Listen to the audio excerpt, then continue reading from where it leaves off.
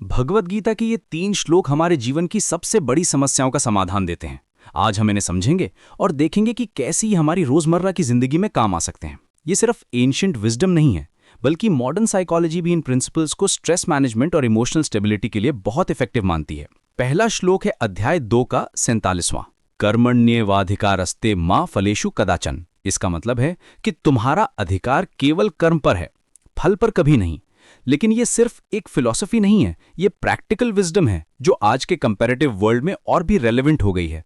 सोचिए, जब आप किसी एग्जाम की तैयारी करते हैं तो क्या होता है। अगर आप सिर्फ रिजल्ट के बारे में सोचते रहें कि पास होना है, अच्छे मार्क्स लाने हैं, पेरेंट्स को खुश करना है, तो डर लगता है, रात को नींद नहीं आती, हाथ कांपने लगते हैं। लेकिन जब आप सिर्फ पढ़ाई पर फोकस करते हैं, डेली शेड्यूल बनाते हैं, कॉन्सेप्ट्स को क्लियर करते हैं, तो कॉन्फिडेंस आता है, माइंड काम रहता है। यही तो कृष्ण कह रहे हैं। डर हमेशा आउटकम से आता है, पावर एक्शन से आती है। जब आप इंटरव्यू देने जाते हैं और सिर्फ जॉब मिलने के बारे में सोचते हैं, सैलरी कितनी मिलेगी, कैसे इंप्रेस करूंगा, रिजेक्ट हो गया तो क्या होगा, तो नर्वस हो जाते हैं। लेकिन जब आप अपनी प्रेपरेशन पर भरोसा करते हैं, अपने स्किल्स पर फोकस करते हैं, तो कॉन्फिडेंस से बात करते हैं, बॉडी लैंग्वेज भी स्ट्रांग होती है। गीता कहती है कि जिंदगी का असली बोझ प्रॉब्लम्स नहीं है, बल्कि उम्मीद छोड़ देना है। प्रॉब्लम्स तो आती रहती हैं, financial issues, relationship troubles, career confusion. लेकिन जब तक आप कोशिश कर रहे हैं, सॉल्यूशंस ढूंढ रहे हैं, तब तक आप जिंदा हैं। हार तब होती है जब आप ट्राई करना बंद कर देते हैं, जब आप कहते हैं कि आप कुछ नहीं हो सकता।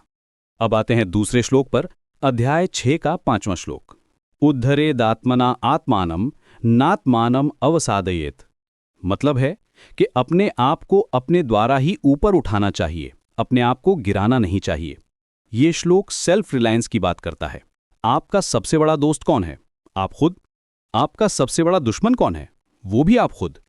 ये चॉइस आपकी है कि आप अपने लिए फ्रेंड बनना चाहते हैं या एनिमी।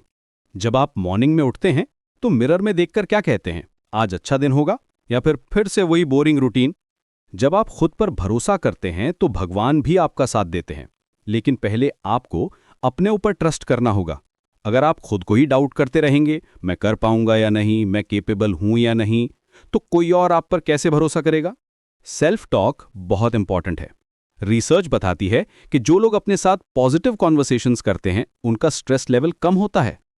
आप अपने साथ कैसी बातें करते हैं? क्या आप अपने आप को मोटिवेट करते हैं या डीमोटिवेट? मैं बेकार हूं कहते हैं या मैं सीख रहा हूं? जो लोग खुद से एनकरेजिंग बातें करते हैं, वे लाइफ में आगे बढ़ते हैं, उनका कॉन्फिडेंस लेवल हाई रहता है। तीसरा श्लोक है 18वें अध्याय का 66वां, सर्वधर्मान परित्यज्य माम एकम शरणम व्रज। जब जिंदगी भारी लगने लगे, जब रास्ते अनक्लियर हो जाएं, जब सारे ऑप्शंस एग्जॉस्ट हो जाएं, तो कृष्ण की शरण में जाओ। ये सरेंडर की बात है, लेकिन वीकनेस की नहीं। ये स्ट्रेंथ की बात है।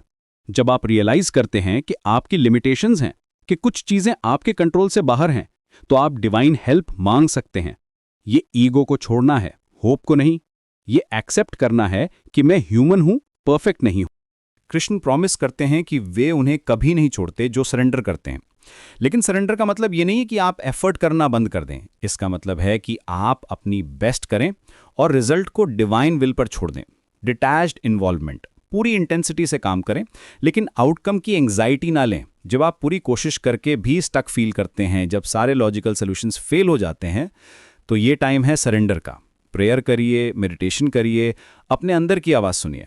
सॉल्यूशंस अक्सर वहाँ से आते हैं जहाँ हम एक्सपेक्ट नहीं करते। कभी किसी अनएक्सपेक्टेड पर्सन से हेल्प मिलती है, कभी कोई न्यू अपॉर्चुनिटी सडनली आ जाती है। ये तीनों श्लोक मिलकर कंप्लीट फिलॉसफी देते हैं। पहले एक्शन पर फोकस करो, फिर खुद पर भरोसा रखो, और जब ज़रूरत हो तो सरेंडर करो।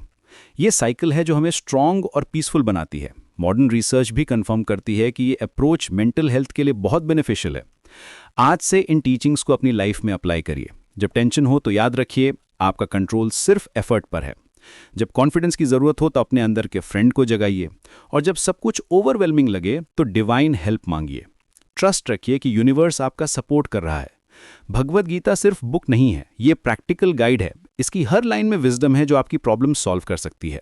बस ज़रूरत है इसे समझने और अप्लाई करने की। ये टाइमलेस प्रिंसिपल्स हैं जो हर जनरेशन के लिए रेलिवेंट है। अगर आपको ये कंटेंट हेल्पफुल लगा हो तो लाइक करना ना भूलें और सब्सक्राइब भी कर दीजिए। ऐसी और भी स्पिरिचुअल विजडम के लिए हमारे साथ जुड़े रहिए। धन्यवाद।